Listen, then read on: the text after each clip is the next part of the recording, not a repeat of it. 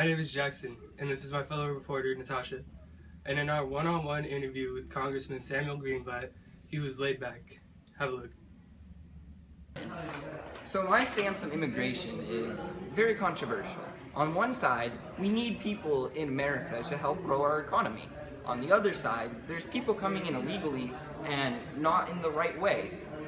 And all they need to do is get a legal citizenship document, and then they can come into our country and be an active part of our country. But right now, as it stands, people are coming here illegally and reaping the benefits that us willing citizens of America.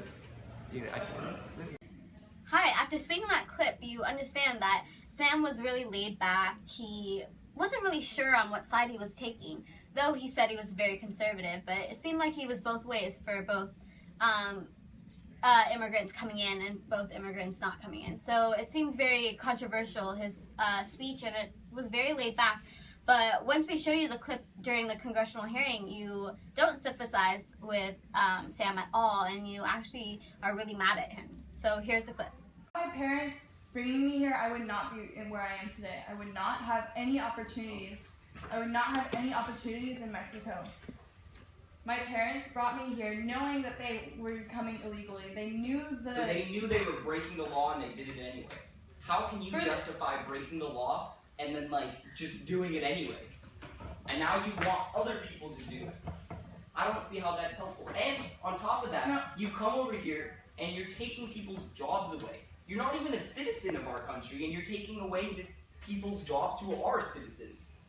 I just don't think that's fair at all. I'd like to intervene here in that comment and say, yes, there needs to be reform, and that's been noticed. What do you recommend? I recommend that that Congress looks at the executive action and doesn't throw it all away, because there are You're from Berkeley. But the fact is the executive action was not in his power. It was not his right to no. Even though it wasn't in his power, Hi,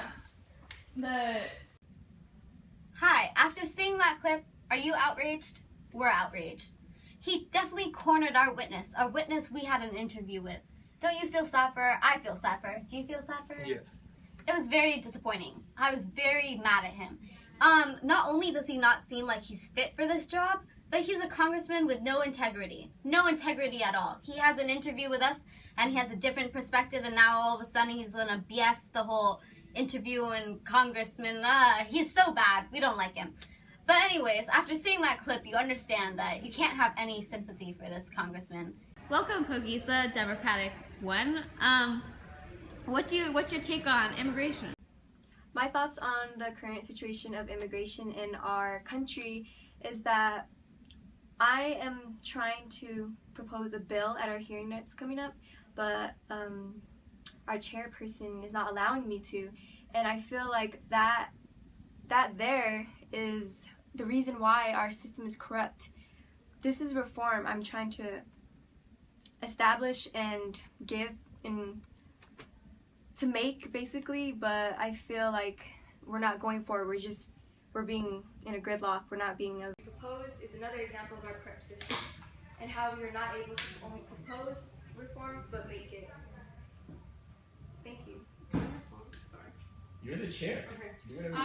So I understand your language, but I have to say that your bill was completely and utterly radical, and it's too much of a risk for us to take right now, especially with the concerns of immigrants, and in fact we have a witness today that has gone through two witnesses who have actually vouched for the immigrants and how that is your way of addressing it is not the right way. After talking to Pogisa on our one-on-one interview, she wanted her DREAM Act to be passed. She wanted immigrants to be able to work. She wanted them to have the natural rights that they deserve. But Cleona denied it. She didn't even try to listen to poor Pogisa tell her story, or have witness Laurel tell her story. Instead, she denied everything and still thinks she has a chance running for office when no one out of the Hispanics or Latinos will vote for her. Who goes against the DREAM Act? Not me, not anyone who run for presidency.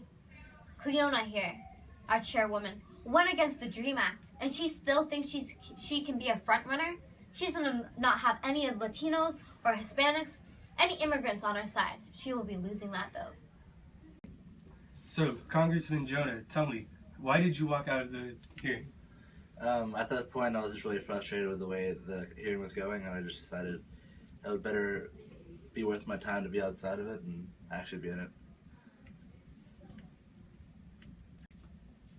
Let's dig into the past real fast. If I were to give my own perspective and my fellow partner's perspective, you have to consider two civil rights activists. Booker T. Washington. He was an American civil rights activist in the late 19th century. He said, and he pleaded with he wanted Southerners to have African American workers. That was uncalled for back then.